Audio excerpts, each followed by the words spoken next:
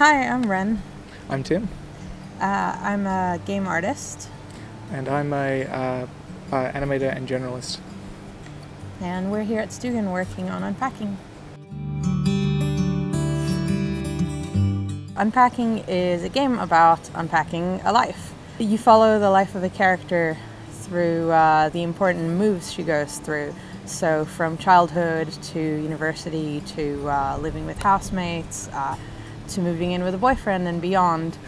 So what we wanted to do with Unpacking was make a game about like arranging items in a household, pulling them out of boxes and getting them into position in a kind of a Zen puzzle game.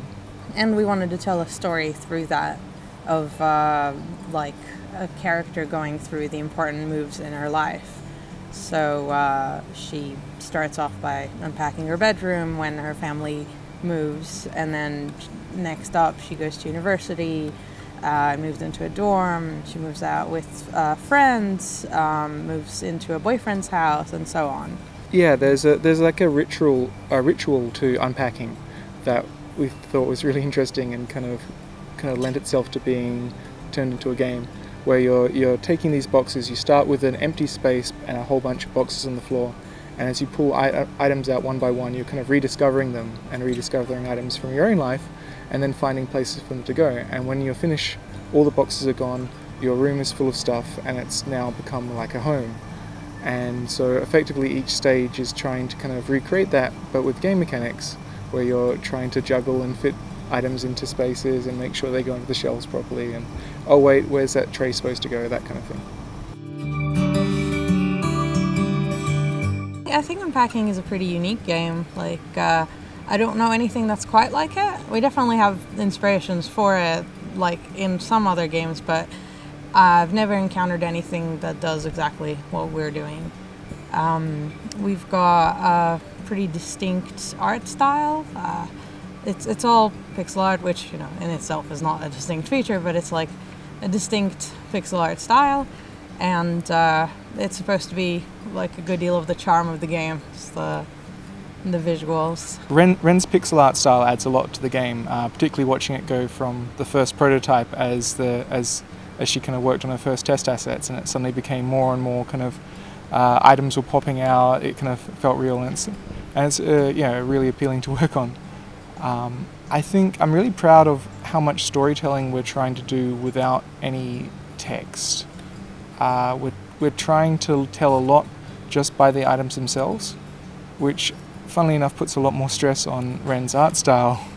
Everything kind of hinges on their visual identity, and it's a little bit scary as to if this is going to work, but if we can pull it off, I think it'll be a really kind of interesting game. I think it's something that'll make you think a lot as you're playing it, and you'll have to tease that meaning out rather than us dropping it in a cutscene.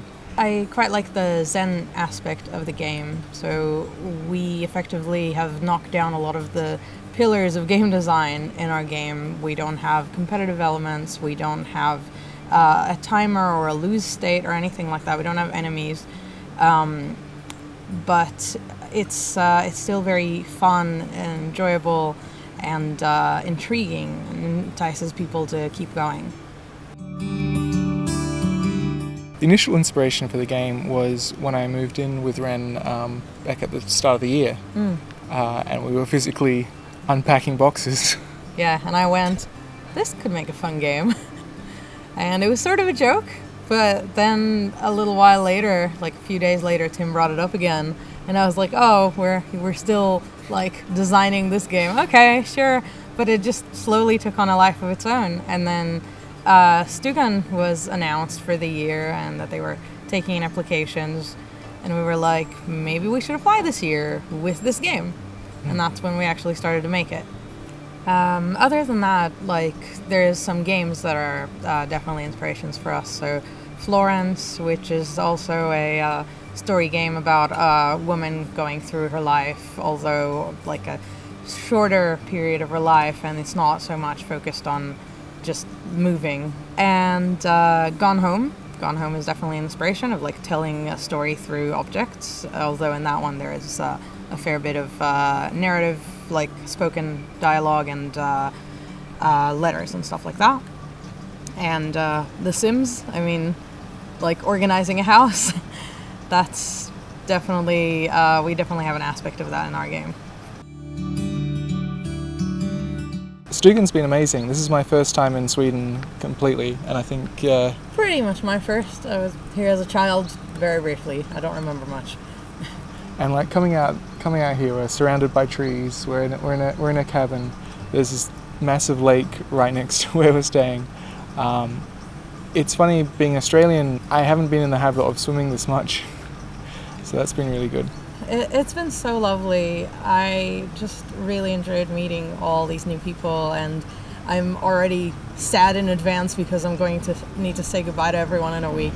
It's been so good meeting all the other teams here as well. I feel like we all have a really interesting angle on what games mean for us. Like everyone's projects are often different kind of tangents, and it feels really exciting. Like I've worked with a lot of other game developers before, but this feels like a really energetic kind of collaborative what games could be space. So when we get back, we're gonna be showing the game off at a local Brisbane showcase, and we potentially have something else lined up maybe, but we'll see. Yeah, we applied for something. We'll see what happens. We might look for funding for future development, or we might continue to do it on the side. We're not sure. It's like Tim's got another project that he has to work on when we get back, and I'm still not sure exactly what I'll be doing. I'll probably be freelancing. Thanks for watching. If you want to know more about our game Unpacking, you can find us on Twitter @Renegady and @IronicAccount. Bye!